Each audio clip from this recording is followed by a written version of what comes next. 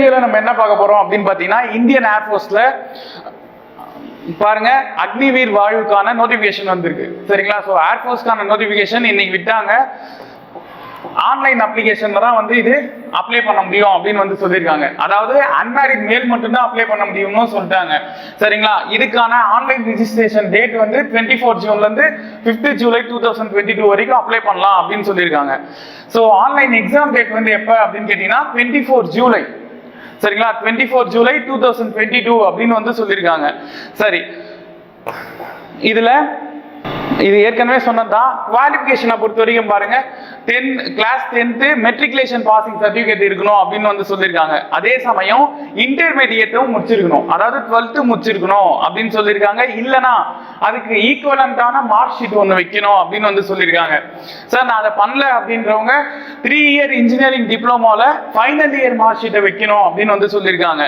இல்லை சார் அதையும் பண்ணல அப்படின்னா 2 இயர்ஸ் வொகேஷனல் கோர்ஸ் மார்க் ஷீட்டை வைக்கணும் அப்படின்னு சொல்லியிருக்காங்க. ஸோ இந்த வொகேஷனல் கோர்ஸ் படிச்சவங்க இங்கிலீஷ், பிசிக்ஸ், மேத்தமெட்டிக்ஸ் கண்டிப்பா படிச்சிருக்கணும் அப்படின்னு சொல்றாங்க. சரிங்களா? இங்கிலீஷ், பிசிக்ஸ், மேத்ஸ் வந்து கம்பல்சரி படிச்சிருக்கணும் அப்படின்னு சொல்லியிருக்காங்க. ஸோ நெக்ஸ்ட் வந்து பாருங்க, எக்ஸாமினேஷன் ஃபீஸை பொறுத்த வரைக்கும் இது 250 rupees வந்து ஃபீஸ் அப்படின்னு சொல்லியிருக்காங்க. சரிங்களா? ஸோ இது ஏற்கனவே சொல்லதான், வேலிட் இமெயில் ஐடி கொடுங்க, அதே மாதிரி ஃபோன் நம்பர் வந்து கரெக்டாக கொடுங்க. சரிங்களா? ஸோ அப்புறம் கான்டாக்ட் பண்ண கரெக்டாக இருக்கும். ஸோ அதே மாதிரி COVID-19 இன்ஸ்ட்ரக்ஷன்ஸ்லாம் வந்து கேண்டிடேட்ஸ் வந்து செலெக்ஷன் ப்ராசஸ் அப்போ வந்து செக் பண்ணுவாங்க அப்படின்னு சொல்லியிருக்காங்க. சரிங்களா? ஸோ இது ஏற்கனவே சொன்னதுதான். அன்மேரிட் மேல் கேண்டிடேட்ஸ் இந்தியன் சிட்டிசன்ஸ் மட்டும் அப்ளை பண்ணலாம். ஆல்சோ நேபாளிஸும் வந்து எலிஜிபிள் அப்படின்னு வந்து சொல்லியிருக்காங்க. ஸோ நேபாளிஸும் வந்து இதுக்கு எலிஜிபிள். ஓகேங்களா? டேட் ஆஃப் பர்த்தை பொறுத்த வரைக்கும், அதாவது எலிஜிபிலிட்டி கிரைட்டீரியாவை பொறுத்த வரைக்கும் பாருங்க, 29 டிசம்பர் 1999 இருந்து 29 ஜூன் 2005 பிறந்தவங்க வந்து அப்ளை பண்ணலாம் அப்படின்னு சொல்லியிருக்காங்க. Both days are inclusive. அதாவது 29 டிசம்பர் 1999 இருந்து 29 ஜூன் 2005 பிறந்தவங்க இருக்காங்களா, அந்த 6 வருஷத்துக்குள்ள பிறந்தவங்க தான் அப்ளை பண்ண முடியும் அப்படின்னு சொல்லியிருக்காங்க. சரிங்களா? ஸோ அதே மாதிரி எஜுகேஷன் குவாலிஃபிகேஷனை பொறுத்த வரைக்கும் பாருங்க, சயின்ஸ் சப்ஜெக்ட்ஸ் அப்படின்னு சொல்லிட்டு கொடுத்துருக்காங்க. ஸோ சயின்ஸ் சப்ஜெக்ட் எடுத்து படிச்சவங்களுக்கு என்ன குவாலிஃபிகேஷன் கேட்டீங்கன்னா 12th முடிச்சிருக்கணுங்க. சரிங்களா? அந்த 12th வந்து மேத்தமெட்டிக்ஸ், பிசிக்ஸ் அண்ட் இங்கிலீஷ் கண்டிப்பா படிச்சிருக்கணும். ஓகேங்களா? ஸோ அதே மாதிரி 50% மார்க் எடுத்திருக்கணும். இது எல்லாமே சேர்த்து, அதாவது ஓவரால் மார்க் 12th 50% மார்க் இருக்கணும். அதே சமயம் இங்கிலீஷ்லயும் 50% மார்க் இருக்கணும் அப்படின்னு சொல்லியிருக்காங்க. சரிங்களா?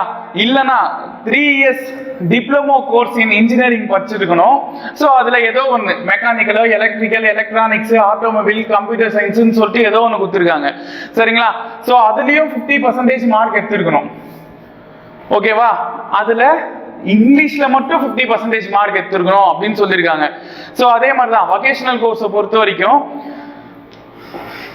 பாருங்க, பிசிக்ஸ், மேத்ஸ் ஸ்டேட் போர்ட்லயோ படிச்சிருக்கணும். அதே சமயம் 50% மார்க் வந்து அந்த ஓவரால் மார்க்ஸ்ல எடுத்திருக்கணும். இல்லைன்னா 50% மார்க் இன் இங்கிலீஷ்லயும் எடுத்திருக்கணும்.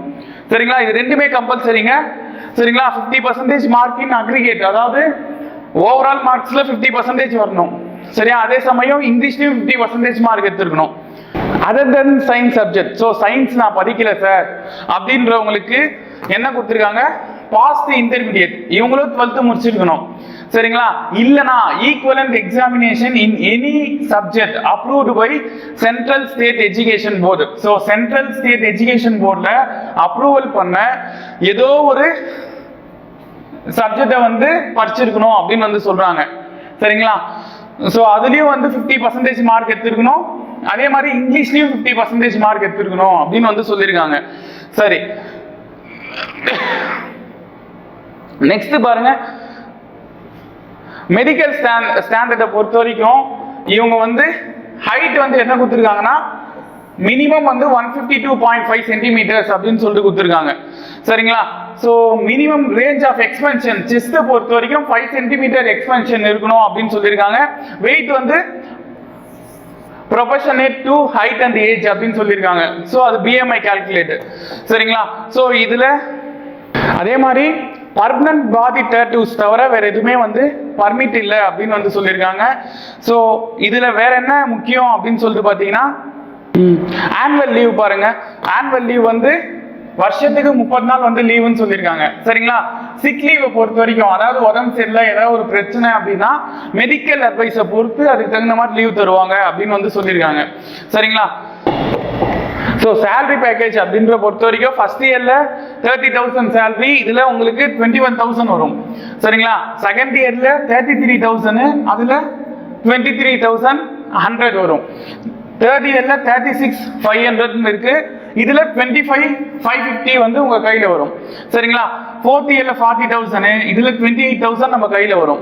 சரிங்களா? மீதி இருக்கிற 9,000லாம் வந்து பாத்தீங்கன்னா அந்த ஸ்கீம்ல வந்து புடிச்சுப்பாங்க. இதுதான் கடைசியா நம்மளுக்கு வந்து எவ்வளவு வருதுன்னா, நம்மளது ஒரு 5.02 லேக், கவர்மெண்ட் ஒரு 5.02 லேக் போட்டு உங்களுக்கு 10.04 லேக் வந்து சேவா நிதி பேக்கேஜ்ல வந்து தருவாங்க. சரிங்களா? ஸோ பேஸ் 1 எக்ஸாமை பொறுத்த வரைக்கும் பாருங்க, ஆன்லைன் டெஸ்ட் வந்து ஃபர்ஸ்ட் சொல்லியிருக்காங்க. சயின்ஸ் சப்ஜெக்ட் எடுத்து படிக்கிறவங்களுக்கு டைம் டியூரேஷன் வந்து 60 மினிட்ஸ். சரிங்களா? அவங்களுக்கு வந்து இங்கிலீஷ், பிசிக்ஸ், மேக்ஸ்ல இருந்து கொஸ்டின்ஸ் வரும். ஸோ 10+2 அதாவது 12th பேஸ் பண்ணி சிபிஎஸ்இ சிலபஸ்ல இருந்து கொஸ்டின் கேட்பாங்க அப்படின்னு வந்து சொல்லியிருக்காங்க.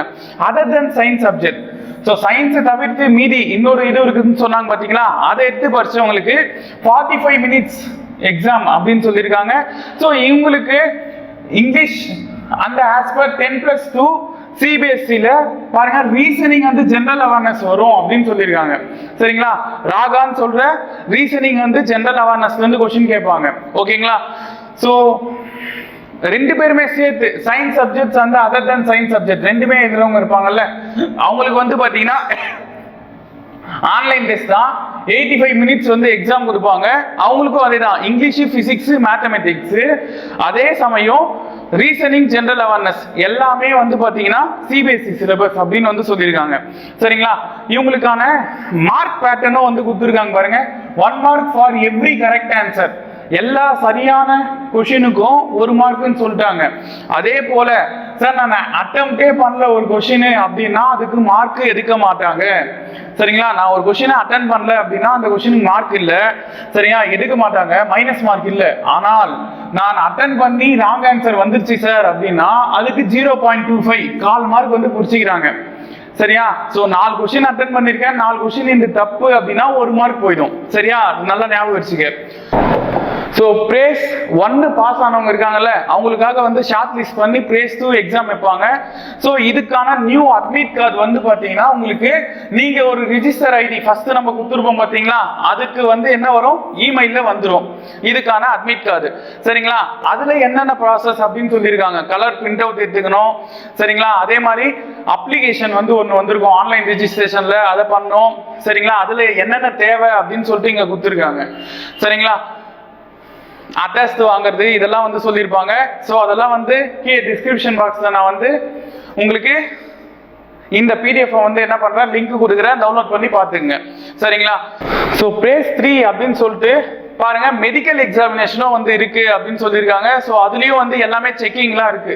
சரிங்களா? மெடிக்கல் எக்ஸாமினேஷன்லயே உங்களுக்கு பிளட், ஹீமோகுளோபின் இதெல்லாம் வந்து செக் பண்ணுவாங்க. பிபி இருக்கா, பிளட் சுகர் இருக்கா, ஃபாஸ்டிங் இருக்கா, இதெல்லாம் வந்து செக் பண்ணுவாங்க. இசிஜி, எக்ஸ்ரே எல்லாமே வந்து பார்ப்பாங்க.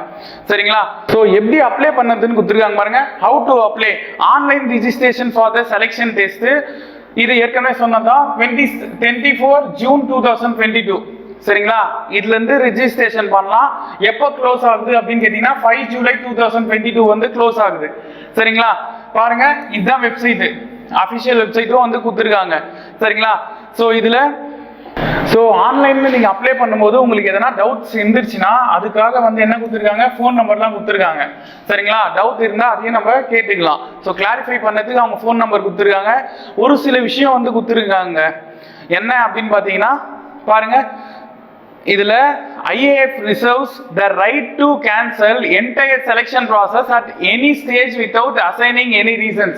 சோ எந்த காரணமாகவும் சரியா எப்ப வேணா நம்மள வெளியே அனுப்புறதுக்கு IAF-க்கு உரிமை இருக்கு அப்படின்னு வந்து சொல்லியிருக்காங்க. சரிங்களா? ஒரு சின்ன தப்பு பண்ணாலும் அவங்க ஈஸியா நம்மள வெளியே அனுப்பிச்சிருவாங்க.